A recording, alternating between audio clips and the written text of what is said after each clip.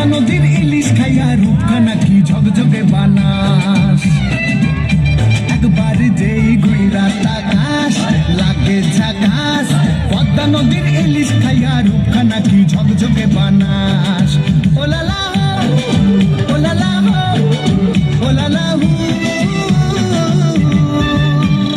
তোর ঠুমক ঠুমক চাল আর চিকন চিকন গাল, আহার আগের এমন তেজ যেন লাল মরিচের ঝাল।